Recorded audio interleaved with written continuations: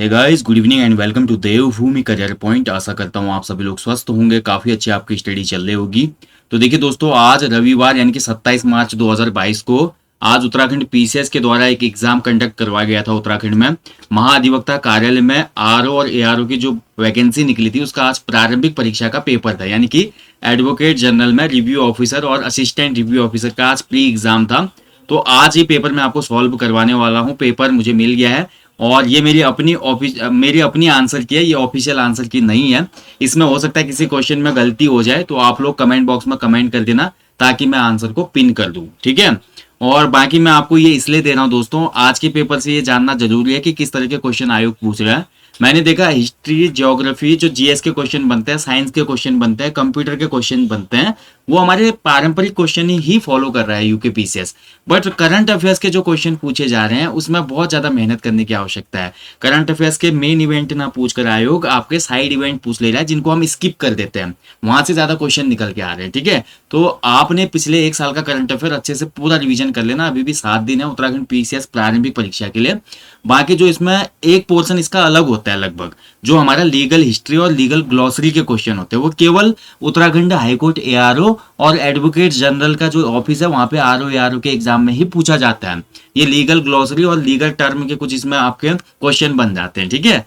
तो देखेंगे इसमें जीएस के क्वेश्चन, साइंस के क्वेश्चन, करंट के क्वेश्चन, उत्तराखंड के क्वेश्चन आपके आने वाले एग्जाम्स के लिए भी बहुत ज्यादा बेनिफिशियल रहेंगे, बहुत हेल्पफुल ये पेपर रहेगा। इससे आप अंदाजा लगा सकते हैं कि 3 अप्रैल वाला पीसीएस का पेपर कैसा आ सकता है जीएस का, ठीक है। उसमें 150 ही क्वेश्चन होंगे, ठीक है। इसमें 200 क्वेश्चन थे, ये 3 घंटे का पेपर था। तो चलिए देखेंगे आज का UK PSC RO ARO pre exam 27 मार्च 2022, ठीक है। तो पहला क्वेश्चन आपके सामने स्क्रीन पे है। तो ये देखिए, जो हमारे पास जो मिला है मुझे, ये सेट डी है, ठीक है। आप अपने आंसर मैच कर लेना फिर इसके हिसाब से। मुझे जो अभी मिला है यहाँ पे पेपर, वो सेट डी है, बुकलेट डी है मेरे पास, ओके। तो जो भी देखिए, मैं फिर से बोल रहा हूँ यहाँ पे, अगर देखिए मेरे से किसी आंसर में त्रुटि होगी या किसी आंसर में कंफ्यूजन होगा तो आप लोग कमेंट कर देना, बाद में मैं उसको रिसर्च करके पिन कर दूंगा कमेंट बॉक्स में, ठीक है। तो आप लोग भी थोड़ा सहयोग कीजिएगा, क्योंकि मैं सीधे ही पेपर को यहाँ पे सॉल्व करा रहा हूँ आपको। तो पहला क्वेश्चन था इसमें, देखिए ये आपका सेट डी है, ठीक है, सेट डी है ये। तो डी सेट है, बाकी ए बी सी वाले इससे मैच कर लेना क्वेश्चन को। तो पहला क्वेश्चन था इस सेट डी में, ग्राम सभा का प्रावधान संविधान के किस अनुच्छेद के अंतर्गत किया गया है। तो ग्राम सभा का जो प्रावधान या गठन होता है ना, प्रावधान या गठन होता है हमारा, ऑप्शन ए हो जाएगा इसका, आर्टिकल 243 बी के अंतर्गत, ठीक है, आर्टिकल 243 बी, ओके। कुछ इंग्लिश में भी क्वेश्चन होंगे जहां पे कठिनाई होगी, मैं बता दूंगा। यहाँ पे ये पूछ रहा है कि इसमें कि जो हमारा प्रोविजन ऑफ ग्राम सभा है वो कौन से अनुच्छेद आर्टिकल में है। तो 243 बी में है ये, ठीक है। अगर सी की बात करते हो तो सी में संरचना है, स्ट्रक्चर है। डी में हमारा ग्राम सभाओं में स्थानों का आरक्षण है, रिजर्वेशन मतलब। और 243 ई कई बार बनता है ये, इसमें पंचायतों का जो ड्यूरेशन रहता है उससे संबंधित है, ठीक है। तो इसका आंसर ऑप्शन ए था। प्रश्नकाल और संसद के सदन की कार्यवाही के बीच के समय को क्या कहा जाता है। तो प्रश्नकाल और संसद की कार्यवाही के प्रारंभ में जो बीच का समय होता है इसको कहा जाता है शून्यकाल, 0 आवर कहा जाता है इसको, ठीक है। सर्वोच्च न्यायालय अंतर्राज्यीय जल विवाद के मामलों की सुनवाई भारतीय संविधान के किस अनुच्छेद के अंतर्गत करता है। देखिए, 2 राज्यों के मध्य कोई भी जल विवाद होता है ना, इसको सुप्रीम कोर्ट कैसे करता है सॉल्व। तो ये हमारा इंडियन कॉन्स्टिट्यूशन का आर्टिकल है 262 के तहत, ठीक है, अनुच्छेद 262 है इसका आंसर, 262। जो water enter state water dispute होता है उसको हमारा इसके तहत देखा जाता है। लोक अदालतों को किस संवैधानिक संशोधन द्वारा वैधानिक मान्यता मिली। तो इसका राइट आंसर होना चाहिए भाई ऑप्शन बी होना चाहिए, ठीक है, 44वां संशोधन, ठीक है। हालांकि मैं उतना इसमें श्योर नहीं हूं, फिर भी एक बार चेक कर लीजिएगा आप। संविधान के किस अनुच्छेद के अंतर्गत राज्यपाल को राज्य मंत्रिमंडल से उसके निर्णयों की सूचना प्राप्त करने का अधिकार है। यानी कि राज्यपाल चाहे तो मुख्यमंत्री से और उसके मंत्रिमंडल से निर्णयों की सूचना प्राप्त कर सकता है, और ये पावर देता है इसको आर्टिकल 167, ठीक है, ऑप्शन बी। अंतरराज्य परिषद 1990 में किस आयोग की सिफारिश पर स्थापित किया गया था। तो जो हमारा अंतरराज्यीय आयोग था, इंटर स्टेट काउंसिल, ये बनाया गया था सरकारिया कमीशन के सिफारिश पे, ठीक है, सरकारिया, ऑप्शन सी हो जाएगा। इनमें से कौन सा विदेशियों के लिए भारतीय संविधान में अधिकार दिया गया है। देखिए, जो हमारे विदेशी व्यक्ति होते हैं ना, उनको भारत के संविधान में जो भी मूल अधिकार है सभी दिए गए हैं, सिवाय एक अधिकार उनको नहीं मिलता है, जो कि है हमारा अभिव्यक्ति का अधिकार।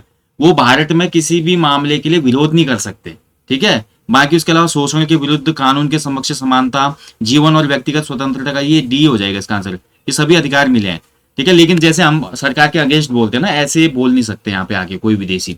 हमको तो ये सुविधा है कि हम स्ट्राइक वगैरह भी कर सकते हैं। जैसे हम रैलियां करते हैं सरकार के खिलाफ भी, तो रैली करते हैं ना। जैसे कभी हमने देखा ग्रुप सी का रिजल्ट ना आने पे, आपने देखा होगा, कभी 13 तक भर्ती ना आने पे जो हम एक वो निकालते हैं जुलूस वगैरह, वो अलग चीज है, वो हमारा विदेशी नहीं कर सकते, फिर उस पर चार्ज लग जाएगा अगर वो ऐसा करता है तो। संविधान के अनुसार राज्य विधानमंडल के उच्च सदन को कौन स्थापित और निरस्त कर सकता है? ठीक है, तो यहाँ पर जो हमारा ऊपरी सदन होता है राज्यों में, विधान परिषद, इसको हमारा भारतीय संसद या तो स्थापित कर सकती है या निरस्त कर सकती है, ऑप्शन डी हो जाएगा। प्रधानमंत्री कार्यालय को विभाग का दर्जा कब मिला? तो पीएमओ ऑफिस को विभाग बनाया गया था 1961 में, 1961। समान नागरिक संहिता का उल्लेख किस अनुच्छेद के तहत किया गया है? तो ये कॉमन या यूनिफॉर्म सिविल कोड, जिसकी बात उत्तराखंड भी कर रहा है, आर्टिकल 44 में इसका उल्लेख। भारतीय संविधान के किस अनुच्छेद के अंतर न्यायिक पुनरीक्षण का प्रावधान किया गया है? तो कौन सा आर्टिकल भैया यहाँ पे जुडिशियल रिव्यू से संबंधित है?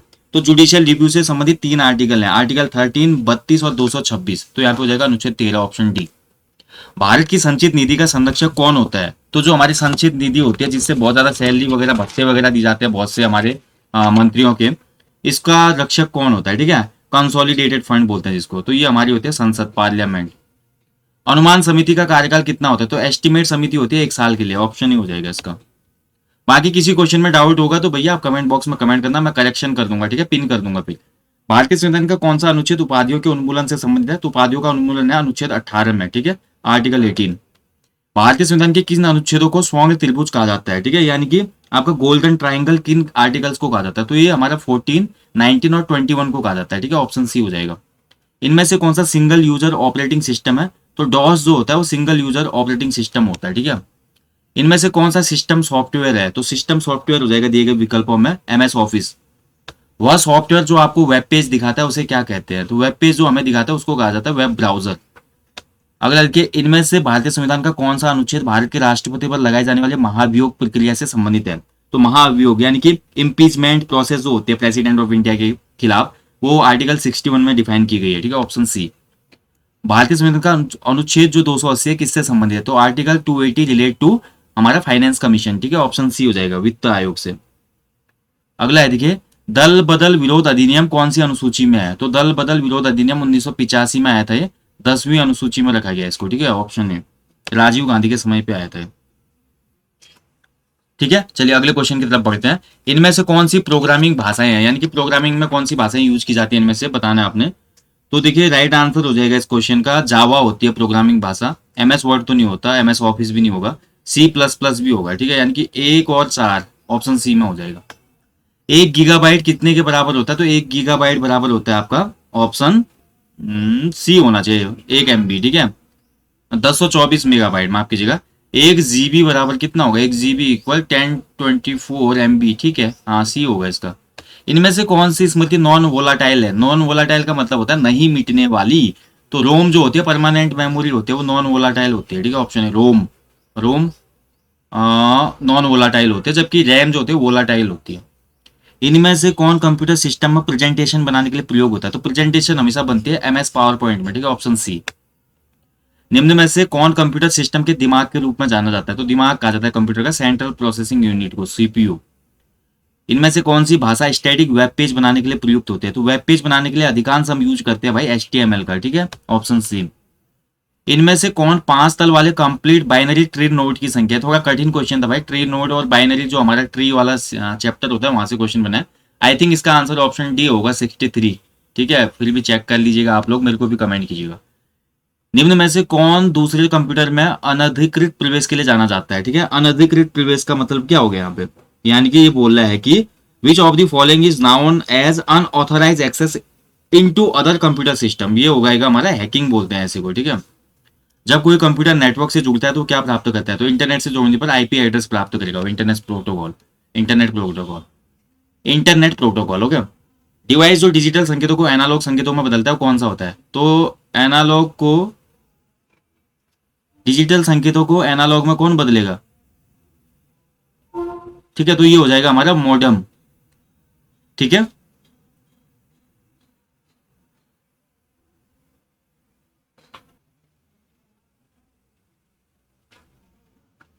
ठीक है, तो डिवाइस जो डिजिटल संकेतों को एनालॉग में बदलती है वो हो जाती है क्या? एक मॉडेम। ठीक है, ऑप्शन बी होगा इसका आंसर। निम्न में से कौन सी स्मृति का सबसे कम एक्सेस समय होता है? तो सबसे कम एक्सेस समय होता है कैश मेमोरी का, यानी कि सबसे तेज होती है। ठीक है, अगला देखिए, निम्न में से कौन सा आधारभूत कार्य कंप्यूटर ऑपरेटिंग सिस्टम का नहीं है? नहीं है पूछ रहा है, तो वायरस से सुरक्षा नहीं होता भैया, वायरस के लिए एंटीवायरस अलग से डालना पड़ता है। इनमें से सबसे तेज संचारण माध्यम कौन सा है? तो सबसे तेज कम्युनिकेशन होता है आजकल ऑप्टिकल फाइबर में। ठीक है, ऑप्शन बी हो जाएगा इसका। ठीक है, ऑप्शन बी। बाकी देखिए, किसी भी क्वेश्चन में आपको डाउट क्वेरी होगी दोस्तों, आप कमेंट बॉक्स में कमेंट कर देना, मैं उसको करेक्ट कर दूंगा और पिन कर दूंगा। ठीक है, नेक्स्ट क्वेश्चन था, देखिए, निम्न में से किसका संबंध कंप्यूटर प्रोसेसर से नहीं है? तो कौन सा कंप्यूटर प्रोसेसर से संबंधित नहीं है? तो एंड्रॉयड हो जाएगा। ठीक है, ऑप्शन डी। ठीक है, डुअल कोर भी होगा। ठीक है, i7 भी एक हमारा क्या है, कंप्यूटर प्रोसेसर है। सेलेरॉन भी प्रोसेसर है, बट हमारा क्या हो जाएगा, एंड्रॉयड नहीं होगा यहाँ पे। ठीक है, एंड्रॉयड जो है हमारा किस में आता है? एंड्रॉयड स्मार्टफोन के लिए है ना, कंप्यूटर से रिलेट नहीं करता है। ठीक है, विंडोज 10 ऑपरेटिंग सिस्टम है सेलेरॉन। ठीक है, ऑपरेटिंग सिस्टम है ये भी, हिसाब से सी भी हो सकता है इसका आंसर। सेलेरॉन भी एक ऑपरेटिंग सिस्टम है भाई, चाइना का। ठीक है, अब देखने वाली बात है आंसर की में क्या आता है इसका। सेलेरॉन भी हो सकता है इसमें आंसर, क्योंकि एंड्रॉयड भी एक प्रोसेसिंग का प्रोसेसर ही है, देखा जाए एंड्रॉयड भी तो एक ऑपरेटिंग सिस्टम है ना। ठीक है, सेलेरॉन भी। वैसे क्वेश्चन ही गलत लग रहा है मेरे को, तो ये थोड़ा चेक कर लेना, क्योंकि सेलेरॉन भी भाई हमारा क्या होता है, प्रोसेसर भी है। सेलेरॉन हमारा ऑपरेटिंग सिस्टम भी होता है। ठीक है, जो कि हमारे खासकर आपको एसर के लैपटॉपों में देखने को मिलेगा। निम्न में से कौन मल्टी यूजर ऑपरेटिंग सिस्टम है? तो मल्टी यूजर मतलब अभी एमएस डॉस पढ़ा हमने, वो सिंगल यूजर होता है। मल्टी यूजर में हमारा कौन सा आ जाएगा? देखिए, ऑप्शन सिंपल कर देता है, एक यूनिक्स तो हमको याद ही रहता है, तो दो कौन से ऑप्शन में? दो हमारे इसमें भी है, बट डॉस नहीं होता, तो दो यहाँ पे आ जाएगा। देखिए, सीधे इसको आप पिक कर सकते हैं, एलिमिनेट कर सकते थे। ठीक है, निम्न में से कौन सा सर्च इंजन है? तो सर्च इंजन भैया गूगल है हमारा, और बिंग है। ठीक है, दो ही है इसमें से, बाकी फेसबुक और एमएस ऑफिस नहीं होगा, ये एप्लीकेशन है। गूगल और बिंग हमारा सर्च इंजन है, यानी कि आंसर हो जाएगा एक और चार, ऑप्शन सी। आगे बढ़ते हैं, इनमें से कंप्यूटर की पेरिफेरल डिवाइस कौन सी होंगी? पेरिफेरल डिवाइस वो होती है जो बाहर से लगते हैं कंप्यूटर में। ठीक है, यानी कि प्लॉटर और स्कैनर हो जाएगा इसमें, हमारा आंसर हो जाएगा एक और तीन। ऑप्शन बी में है एक और तीन। ठीक है, ये आंसर हो जाएगा। ठीक है, इसमें ये पेरिफेरल डिवाइस कहलाती है इसमें। नेक्स्ट क्वेश्चन था, देखिए, हमारे रक्त के हीमोग्लोबिन में कौन सा तत्व संरचनात्मक भाग है? तो देखिए, हमारे हीमोग्लोबिन में होता है आयरन सबसे ज्यादा। ठीक है, ऑप्शन सी हो जाएगा इसमें। हीरा और ग्रेफाइट क्या होते हैं? तो डायमंड और ग्रेफाइट होते हैं हमारे, ये हमारे एलोट्रोप्स होते हैं। ठीक है, यानी कि अपर रूप हो जाएंगे, ऑप्शन डी होगा इसका। विद्युत का विद्युत रोधी है, इनमें से देखा जाए तो कौन सा हमारा क्या हो जाएगा? इंसुलेटर होगा इलेक्ट्रिसिटी का, तो सिल्क हो जाएगा इसमें, ऑप्शन बी रेशम। दो सजातीय चुंबकीय ध्रुव क्या करते हैं? तो देखिए, अगर टू अलाइक मैग्नेटिक पोल्स लाएंगे एक साथ, तो क्या करेंगे? रिपील करेंगे ईच अदर को। ठीक है, रिपेल करेंगे, यानी कि ऑप्शन ही हो जाएगा, एक दूसरे का प्रतिकर्षण करेंगे हमेशा। निम्न में से कौन सी एक आदर्श गैस है? देखिए, अक्रिय गैसों को आदर्श गैस भी कहा जाता है, नियोन इसमें आ जाएगी, ऑप्शन है। पेनिसिलिन क्या होता है? तो पेनिसिलिन एंटीबायोटिक होती है, ऑप्शन सी। मानव शरीर में रक्त छनने की प्रक्रिया से मूत्र का निर्माण किस अंग में होता है? तो देखिए, ये हमारा वृक्क हो जाएगा, किडनी में होगा। चाय का लाल कीट रोग किससे होता है? तो ये हरित शैवाल से होता है, ऑप्शन बी हो जाएगा इसका। ठीक है, ये हमारे किससे होता है? ये हमारा एलगी डिजीज है। कौन सा मच्छर जनित रोग नहीं है? तो हमारा स्लीपिंग सिकनेस जो है, निद्रा रोग, ये सीसी मक्खी होती है, उसके काटने से होता है। बाकी सभी मच्छर जनित रोग हैं इसमें। ठीक है, ऑप्शन बी हो जाएगा। टेलीफोन का आविष्कार किया था अलेक्जेंडर ग्राहम बेल ने। ठीक है, ऑप्शन डी। पेट्रोल की गुणवत्ता हमेशा डिपेंड करती है किस पे? ऑक्टेन नंबर पे। ठीक है, यानी कि quality of petrol depends upon octane number.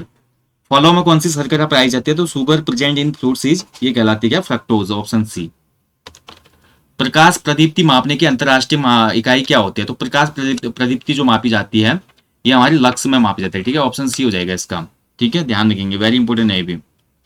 एक बैटरी का प्रयोग किस में होता है? तो इसका हो जाएगा a battery is used to, तो हमेशा ये धारा प्रवाह हेतु होगी परिपथ में। ठीक है, ऑप्शन बी।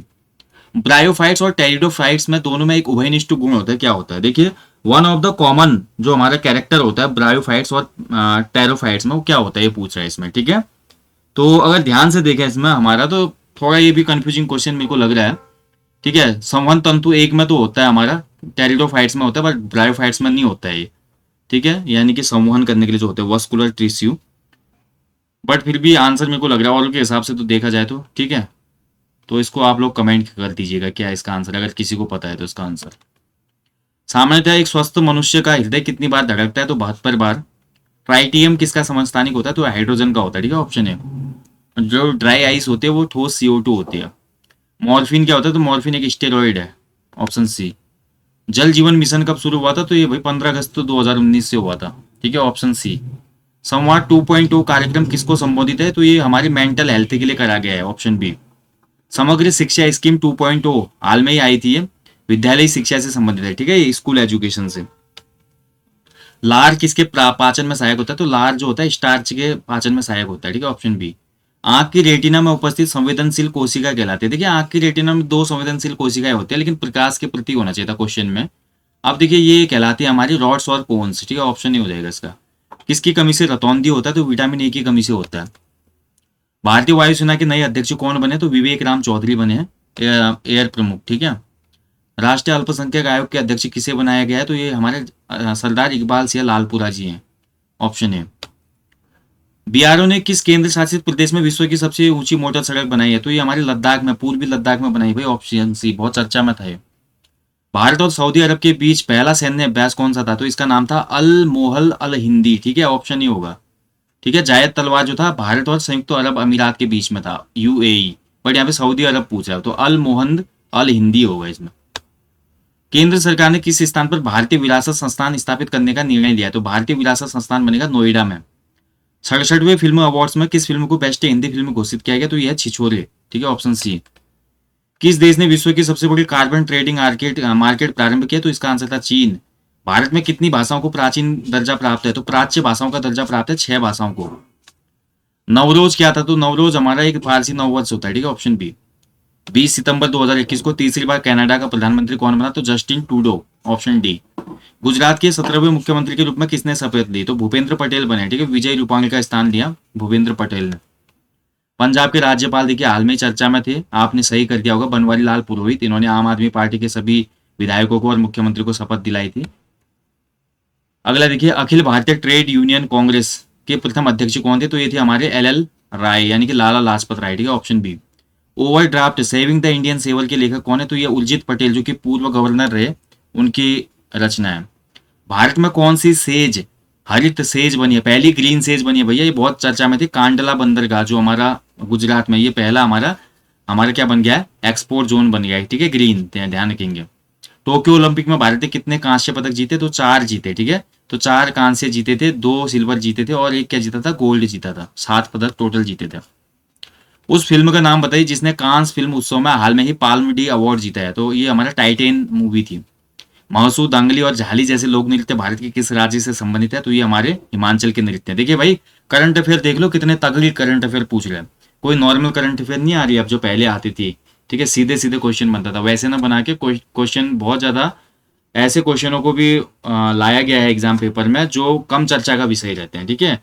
तो अब देख लीजिए, नीरज चोपड़ा ने किस इवेंट में एकमात्र गोल्ड जीता? तो ये सबको ही पता है, भाला फेंक, जेवलिन थ्रो, ठीक है, 87.58 मीटर इन्होंने फेंका था और पहले बंदे बने जिन्होंने ट्रैक एंड फील्ड में गोल्ड मेडल जीता।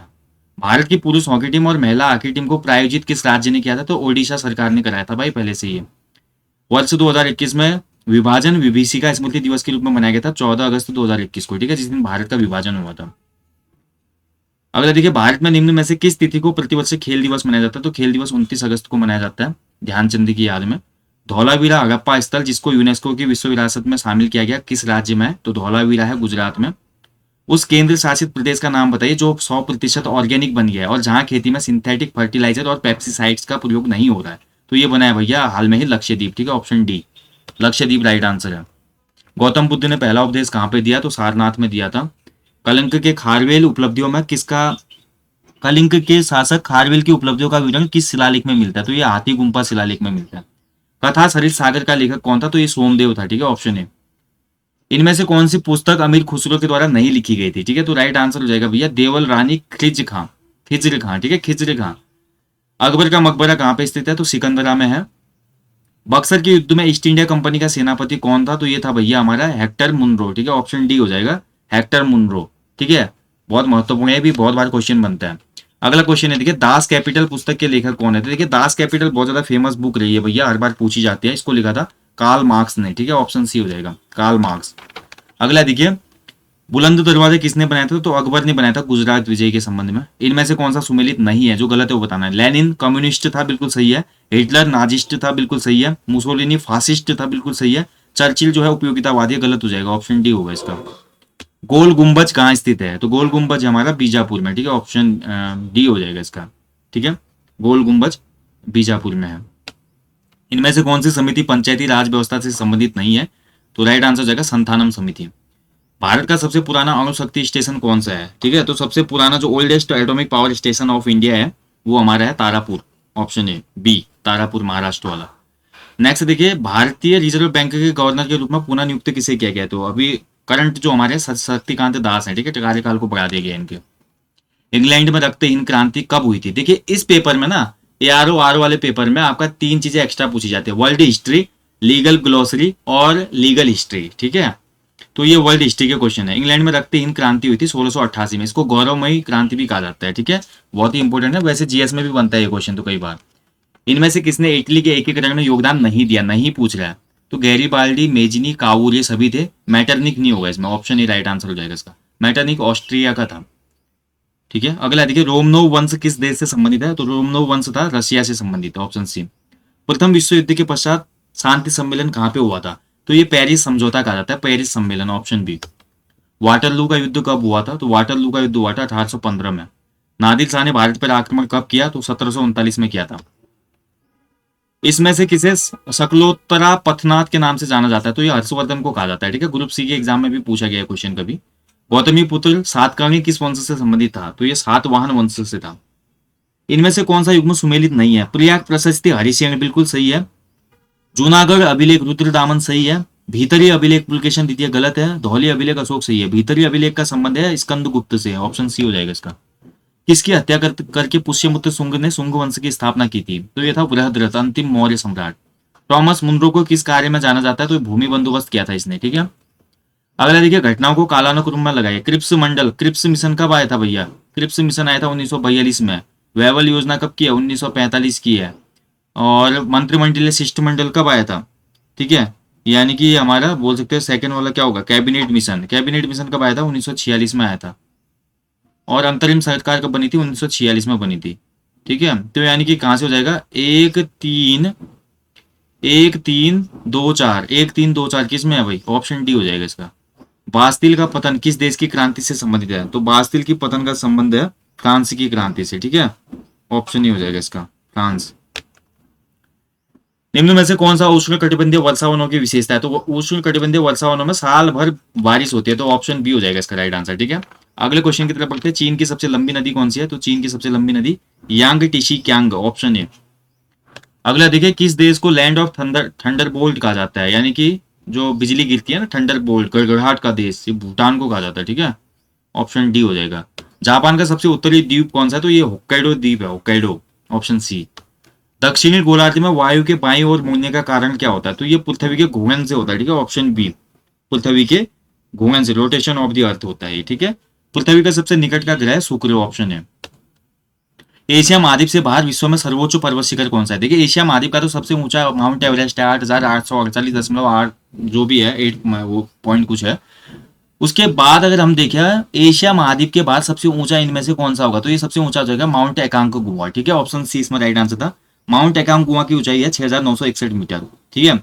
इसके बाद जो अगला प्लेस आता है वो है माउंट लोगन, 5,959 मीटर। इसके बाद माउंट किलीमंजारो 5,895 मीटर, और माउंट एल्ब्रूस है 5,642 मीटर, ठीक है। तो माउंट एकांकगुआ सही था इसमें। विश्व में सर्वोच्च जलप्रपात है एंजल जलप्रपात, ऑप्शन बी। यूरोप में उत्तरी सागर का जो मत्स्य आखेट क्षेत्र जाना जाता है उसको क्या कहते हैं? तो यानी कि जो fishing area of North Sea in Europe है वो नाउन एज क्या कहलाता है? डॉगर बैंक, ठीक है, ऑप्शन डी। कौन सा सुमेलित है? जो सही है वो पूछा था। तराइन का पहला युद्ध 92 गलत है। पानीपत का भी गलत है। चंदावत का युद्ध सही है। तैमूर का भी गलत है, ऑप्शन सी सही है इसमें। फजेंडा क्या होता है? तो फजेंडा जो हमारे कॉफी के बगान होते हैं ना, इनको कहा जाता है, ठीक है, ऑप्शन सी। डार्लिंग क्या है? तो डार्लिंग और मरे दो नदियां हैं हमारी, कहाँ की? ऑस्ट्रेलिया की, ठीक है, तो एक नदी हो जाएगी डार्लिंग। क्षेत्रफल की दृष्टि से भारत का सबसे छोटा केंद्र शासित प्रदेश है तो लक्षद्वीप है। भारत की पहली बुलेट ट्रेन परियोजना निर्माणाधीन है, तो ये मुंबई और अहमदाबाद के बीच में है। भारत में निम्न में से कौन सी प्राचीनतम पर्वत श्रृंखला है? तो अरावली है भाई। इनमें से कौन सी तेल पेट्रोलियम शोधनशाला नहीं है? तो ये हमारी कौन सी नहीं है? जमशेदपुर नहीं होगी, बाकी सभी तेल शोधनशाला है। 2011 की जनगणना के अनुसार भारत का जनघनत्व कितना है? तो 382 है प्रति वर्ग किमी। मध्य प्रदेश का जो कैमूर है किसके लिए प्रसिद्ध है? तो सीमेंट उद्योग के लिए है, ठीक है। सापुतारा पर्वतीय पर्यटन स्थल कहाँ स्थित है? तो ये हमारा कहाँ स्थित है? आपका गुजरात में, ठीक है, सापुतारा। बांदीपुर बाघ संरक्षित क्षेत्र है कर्नाटक में, ऑप्शन बी। सांबर झील की लोकेशन है भाई हमारी राजस्थान में। गांधी सागर जो है वो हिस्सा है चंबल परियोजना का, ठीक है, चंबल।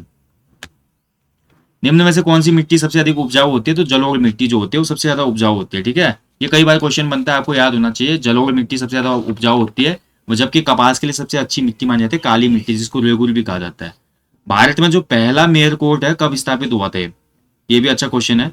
तो भारत में जो पहला हमारा मेयर कोड बना था, इसकी स्थापना हुई थी मद्रास में, ठीक है, मद्रास। ऑप्शन बी इसमें राइट आंसर है। देखिए अब ये लीगल हिस्ट्री के क्वेश्चन आ गए हैं इसमें। ये पोर्शन वर्ल्ड हिस्ट्री अभी हमने देखी, फिर लीगल ग्लॉसरी के भी क्वेश्चन होंगे, इसलिए 200 नंबर का पेपर होता है अमूमन, ठीक है। चलिए आगे बढ़ते हैं। निम्न में से किस कानून का प्रावधान था कि भारतीयों को ईस्ट इंडिया कंपनी के अंतर्गत नौकरियों से प्रतिबंधित नहीं करना चाहिए? ये बोला था पिट्स इंडिया एक्ट ने, ठीक है, 1784 का, ऑप्शन है। भारत के लिए केंद्र और प्रांतों के मध्य विधायी शक्तियों को विभाजित करने वाला संघीय ढांचा सर्वप्रथम इसके द्वारा अंगीकृत किया गया। तो यहाँ पे क्या बोल रहा है क्वेश्चन में कि a federal structure for India, ठीक है, distributing legislative powers between centre and provinces, ठीक है।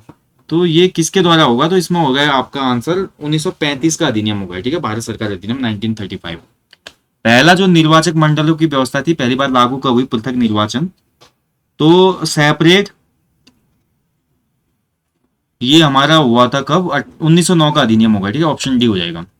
वर्ष 1945 की वेबल योजना का उद्देश्य क्या था? ठीक है, वेबल योजना का उद्देश्य देखा जाए तो भारत के समुदायों को प्रतिनिधित्व होना चाहिए, इसमें ऑप्शन सी, ठीक है। वैसे ढांचा प्रदान करने वाला भी, लेकिन सी ज्यादा इसमें उपयुक्त रहेगा, ऑप्शन सी। 1 अगस्त 1672 की घोषणा ने पूर्णतया खत्म कर दिया था। तो ये घोषणा जब हुई थी तो इसने पुर्तगीज जो लॉज थे इनको खत्म कर दिया था, ऑप्शन डी हो जाएगा। भारतीय सरकार अधिनियम 1935 मुख्यतः किस पे आधारित था? तो ये हमारा साइमन कमीशन की अनुशंसा और गोलमेज सम्मेलन, ऑप्शन डी हो जाएगा, ठीक है, बी और सी दोनों पर। किस चार्टर एक्टर को वह जीवाणु कहा जाता है जिसके पश्चात सभी एंग्लो इंडियन संहिताएं विकसित हुई थी? भैया इसका आंसर तो मुझे भी नहीं मिल पाया, अगर आपको पता है तो प्लीज कमेंट बॉक्स में कमेंट करना, ठीक है।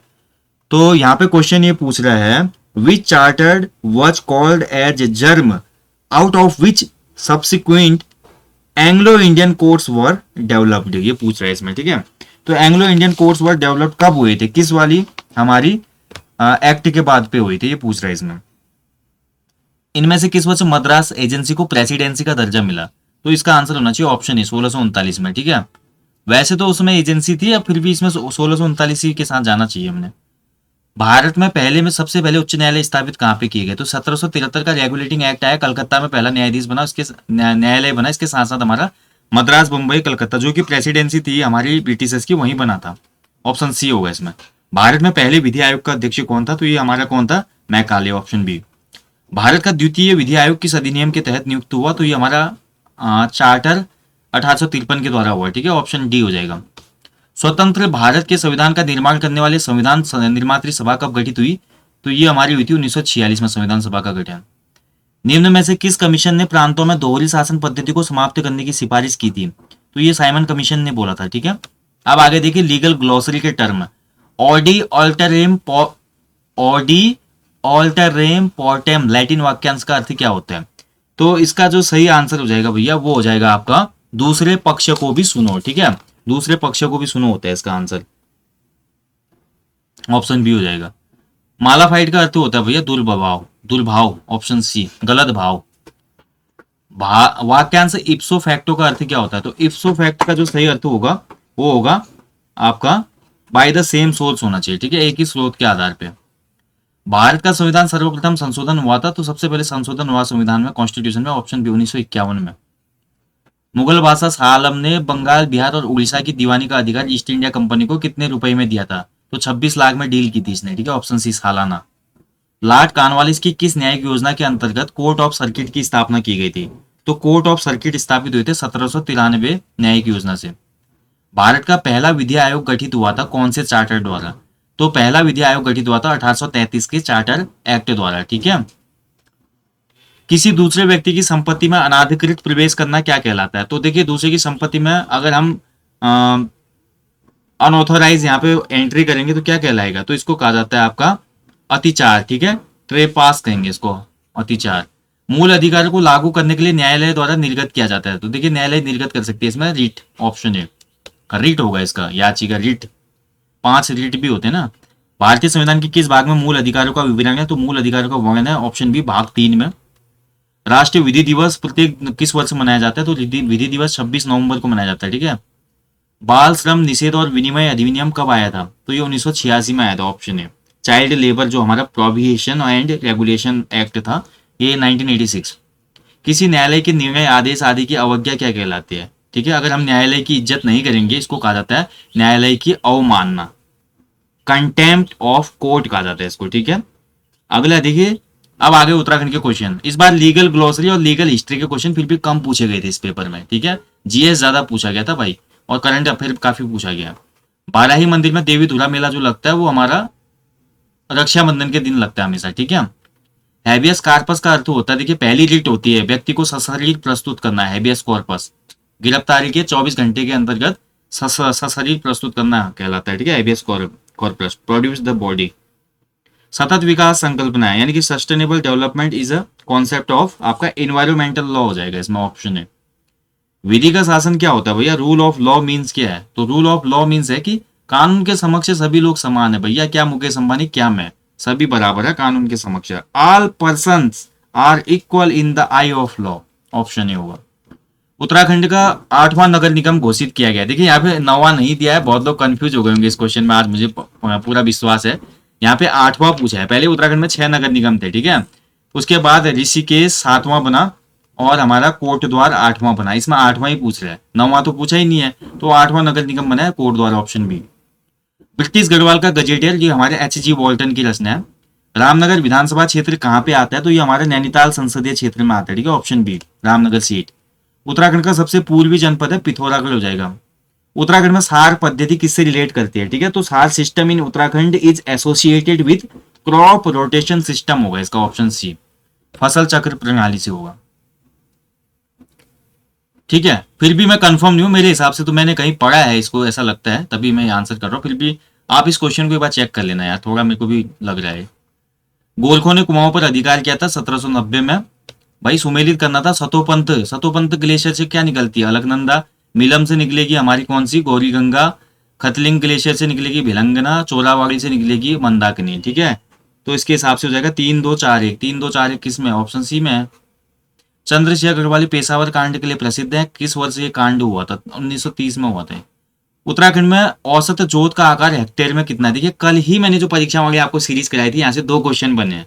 कल जो शाम का सेशन जिन लोगों ने लिया था, इसलिए बोलता मैं लाइव सेशन लो, कल शाम वाले सेशन से पहला क्वेश्चन तो ये बना देगी, उत्तराखंड में औसत जोत का आकार कितना है हेक्टेयर में? तो 0.89 हेक्टेयर। मैं आपको बोल भी रहा था, भारत में सीमांत जोत का आकार 1 हेक्टेयर से कम है, और उत्तराखंड में तो 1 हेक्टेयर से भी नीचे है, 0.89 ही है। और यहाँ क्वेश्चन आज बन गया, देखिए। और अभी दूसरा क्वेश्चन भी बताऊंगा कल के टॉपिक से क्या आया था। जनगणना 2011 के अनुसार राज्य के किन जिलों में ऋणात्मक जनसंख्या वृद्धि रही? तो गढ़वाल और अल्मोड़ा। ठीक है, ऑप्शन सी इसका सही उत्तर था। उत्तराखंड राज्य के कितने जिलों की सीमा अंतरराष्ट्रीय सीमा से मिलते हैं? तो 5 जनपद मिलते हैं। उत्तराखंड में कोटद्वार, रामनगर, टनकपुर, पेटी पट्टी में कौन सी जलवायु दशाएं विद्यमान है? ठीक है, तो यहाँ पर अगर हम देखते हैं, जो हमारी उत्तराखंड में जो हमारी ये पट्टियां हैं, कोटद्वार, रामनगर और टनकपुर, तीनों ही हमारे प्लेन एरियाज है। सबसे पहले तो आप ये जान लीजिए, प्लेन होने के साथ साथ ये हमारे देखा जाए तो भावर क्षेत्र के हिस्से में लगभग पड़ते हैं। वैसे तराई के हिस्से में आता है अधिकांश भाग इनका, लेकिन भावर को भी कनेक्ट करते हैं। और ऐसे स्थलों पे जो हमेशा कंडीशन रहती है वो वार्म टेम्परेट रहती है। ठीक है, यानी कि गर्म शीतोष्ण होना चाहिए इसका आंसर। वैसे सब ट्रॉपिकल में भी इसको हम रख सकते हैं, लेकिन गर्म शीतोष्ण होना चाहिए। ठीक है, शीत उष्ण और गर्म रहता है, ज्यादा गर्म रहता है और शीत उष्ण भी रहता है ये प्लेस। तो मेरे हिसाब से सी होना चाहिए इसका आंसर। जनपदों का आरोही क्रम होगा भैया, आरसीबी की टीम, मैंने आपको बताया था आरसीबी, रुद्रप्रयाग, चंपावत, बागेश्वर क्षेत्रफल में। ठीक है, ऑप्शन सी, ऑप्शन बी हो जाएगा इसका। ठीक है, ठीक है ना। चलिए आगे बढ़ते हैं। टिहरी रियासत नरेश भवानी शाह द्वारा जंगलों का ठेका किस अधिकारी को दिया गया था? पहले सुदर्शन शाह से लिया गया था, फिर भवानी शाह से लिया था, किसने? विल्सन ने। ठीक है, ऑप्शन ही हो जाएगा इसका विल्सन, फेडरिक विल्सन, पहाड़ी विल्सन जिसको कहा जाता है। कत्यूरी शासकों की राजधानी कहाँ थी? तो कत्यूरी शासकों की राजधानी थी कार्तिकेयपुर में। टिहरी राज्य का भारतीय संघ में विलय कब हुआ? तो 1 अगस्त 1949 को हुआ था। लघु हिमालय और शिवालिक के बीच में कौन सी रेखा है? तो ये हमारी जाती है MBT, मेन बाउंड्री थ्रस्ट। ठीक है, यानी कि कौन सा हो जाएगा? मेन बाउंड्री थ्रस्ट कौन सा है? ऑप्शन सी हो जाएगा। ठीक है, मुख्य सीमा भ्रंश हो जाएगा। बाकी सुमेलित करना था भैया। सेंचुरी पल्प मिल कहाँ है? लाल कुआं में है। भारत हैवी इलेक्ट्रिकल भेल कहाँ है? रानीपुर में है। Hindustan machine tools HMT Ranibagh में। भारत इलेक्ट्रॉनिक्स लिमिटेड कोरिया। ये तो सिंपल हो गया, 1 2 3 4। 1 2 3 4 किसमें? ऑप्शन डी में। देहरादून में सर्वे ऑफ इंडिया की स्थापना कब हुई थी? देखिए देहरादून में तो नहीं हुई थी, स्टार्टिंग में तो कलकत्ता में इसकी स्थापना हुई थी, सर्वे ऑफ इंडिया 1767। ऑप्शन में बाकी है नहीं, तो ये आंसर होगा। उत्तराखंड में असिंचित उपजाऊ भूमि क्या कहलाती है? देखिए उत्तराखंड में भूमि के प्रकार हैं। सबसे पहले सिंचित जो भूमि होती है, सिंचित भूमि टॉप की, उसको कहते हैं हमारी क्या? तालाब। अब यहाँ पे 2 टर्म पूछ लिया, अव्वल और दोयम। अव्वल का मतलब होता है बढ़िया, दोयम का मतलब होता है थोड़ा उससे कम। तो उत्तराखंड में जो असिंचित उपजाऊ भूमि है वो कहलाती है उपराऊ अव्वल। ऑप्शन ए इसका राइट आंसर था। यहीं पे क्वेश्चन अगर ये बनता उत्तराखंड में असिंचित कम उपजाऊ भूमि कहलाता तो फिर उपराऊ दोयम होता, तो उपराऊ अव्वल जिन्होंने किया वो सही आंसर है। ठीक है, इसमें ऑप्शन है। देखिए कल के टॉपिक में मैंने बोला था, अभी हेक्टेयर वाला क्वेश्चन आया था, और एक ये वाला क्वेश्चन जो कल ही हमने किया था कि अल्मोड़ा में जो झिरोली है किसके लिए प्रसिद्ध है। मैंने आपको बोला था हमेशा 2 क्वेश्चन बनते हैं, मैग्नेसाइट कारखाना या तो पिथौरागढ़ जनपद से आता है या अल्मोड़ा के झिरोली से क्वेश्चन बनता है। तो अल्मोड़ा का झिरोली और पिथौरागढ़ का चंडार क्षेत्र ये मैग्नेसाइट खनन के लिए प्रसिद्ध था। ऑप्शन बी आया ना क्वेश्चन। देखिए जिन्होंने कल का सेशन भी देखा था, 2 क्वेश्चन यहीं से सही हो गए। उत्तराखंड की सबसे प्राचीन जाति हो जाएगी कोल जाति। ठीक है, ऑप्शन डी। ये मनोनीत सदस्य होता है उत्तराखंड में एंग्लो इंडियन, जो कि अब समाप्त हो चुका है लगभग। ठीक है, उत्तर प्रदेश पुनर्गठन विधेयक लोकसभा में कब रखा गया था?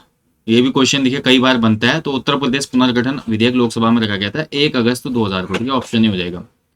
उत्तराखंड राज्य की घोषणा के समय भारत के प्रधानमंत्री कौन थे? तो राज्य की जब घोषणा हुई थी उसमें प्रधानमंत्री थे HD देवगौड़ा। ठीक है, ऑप्शन है। और क्वेश्चन ये बनेगा कि उत्तराखंड जब बना उस समय केंद्र में प्रधानमंत्री कौन थे? तो उसमें अटल बिहारी वाजपेयी थे। ठीक है, जब बना राज्य 9 नवंबर 2000 को, उसमें जब घोषणा हुई उसमें HD देवगौड़ा थे। इनमें से निम्न में से उत्तराखंड के किस जनपद से बीज बचाओ आंदोलन की शुरुआत हुई? तो बीज बचाओ आंदोलन का प्रवर्तक किसको कहा जाता है? गोपाल सिंह राणा। बीज बचाओ आंदोलन शुरू हुआ टिहरी गढ़वाल से। ठीक है, ऑप्शन डी। देखिए उत्तराखंड के भी काफी अच्छे क्वेश्चन पूछे आज तो। किसने कहा था कि भारतीय संविधान वकीलों का स्वर्ग है? देखिए भारतीय संविधान बहुत ज्यादा लचीला भी है, बहुत ज्यादा कठोर भी है। इसके लचीलेपन को देखते हुए आईवीस जेनिंग्स ने कहा था कि जो भारतीय संविधान है ये हमारा वकीलों के लिए स्वर्ग है। ठीक है, इस तरह के क्वेश्चन, ये लीगल हिस्ट्री के क्वेश्चन है, संवैधानिक जो भारत में विकास हुआ वहां से क्वेश्चन उठा के दिया है। ठीक है, Indian constitution is a lawyers paradise, ये बोला था आइवर जेनिंग्स ने। ऑप्शन है। संविधान सभा की मौलिक अधिकार उप समिति के अध्यक्ष कौन थे? तो मौलिक अधिकार उप समिति के अध्यक्ष थे BN राव। ऑप्शन माफ कीजिएगा, इसमें क्या हो जाएगा? सरदार पटेल। ठीक है, ऑप्शन बी हो जाएगा इसका।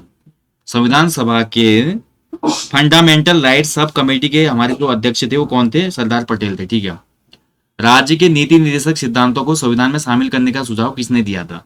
तो ये सुझाव दिया था BN राव ने। ठीक है, ऑप्शन ए होगा। भारत के पहले चुनाव आयुक्त कौन थे?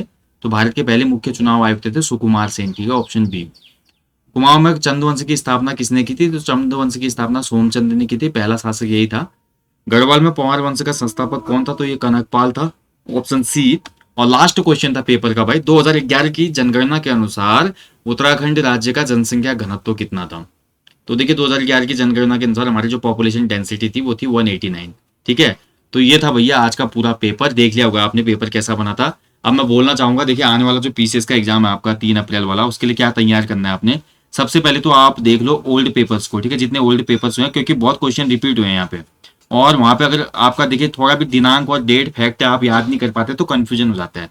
ओल्ड पेपर से बहुत क्वेश्चन बनते हैं, खासकर जो हमारे कॉन्स्टिट्यूशन, हिस्ट्री और जियोग्राफी के क्वेश्चन है वो बहुत ज्यादा लिए जाते हैं। इसके अलावा भाई करंट अफेयर तो देख ही लो यार, बाकी मैं क्या बोलूँ, करंट अफेयर आपको देख के समझ में आ गया होगा। ठीक है, आने वाले एग्जाम में भी आपको ऐसा करंट अफेयर्स ना देखने को मिले। मैं आशा करता हूँ कि PCS में अच्छे करंट अफेयर्स बनाए आए हो, बट फिर भी हम बोल सकते हैं जो अभी तक जितने पेपर हुए हैं, आप APO का पेपर देखो, FRO का देखो, लोअर PCS का देखो। ठीक है, जितने पेपर आयोग ने करवाए हैं, APS का देख लो, सभी जगह मैं देख रहा हूँ कि करंट अफेयर्स थोड़ा साइड बाई साइड पूछ रहा है, वो एकदम फोकसिव करंट अफेयर नहीं पूछ रहा है। बाकी भाई मैं इतना ही बोलना चाहूंगा, जिन लोगों ने अगर देखिए पिछले 10-12 सालों के पेपर पूरे उत्तराखंड PCS के सॉल्व किए ना, उसके साथ साथ जो रेगुलर टच में रहते हैं लूसेंट जीके और अन्य किताबों के हल्का फुल्के पढ़ाएंगे और करंट अफेयर से बिल्कुल अपडेटेड है, वो आराम से इस पेपर को कट ऑफ क्लियर कर लेंगे जो ये पेपर हुआ है आज का, और पीसीएस की भी कर लेंगे, मैं इसकी गारंटी दे रहा हूँ। क्योंकि कोर जीएस के क्वेश्चन पूछता है पीसीएस एग्जाम। आपने देख लिया पूरा पेपर, ऐसा नहीं है कि यूके ट्रिपल एससी की तरह कुछ भी मन में आया पूछ लिया। उत्तराखंड के क्वेश्चन भी ठीक ठाक पूछे गए हैं, है ना, तो कोई दिक्कत नहीं है। अब बात रही कट ऑफ की, तो इस पेपर की कट ऑफ मैं बिल्कुल भी नहीं बता सकता भैया, इस पेपर की कट ऑफ मैं बिल्कुल प्रिडिक्ट नहीं करूंगा। लोअर पीसीएस में भी देखिए सभी ग्रुप सी के जितने भी एस्पिरेंट्स हैं उन्होंने पेपर दिया, और जिस वजह से कट ऑफ 105 प्लस हो गई।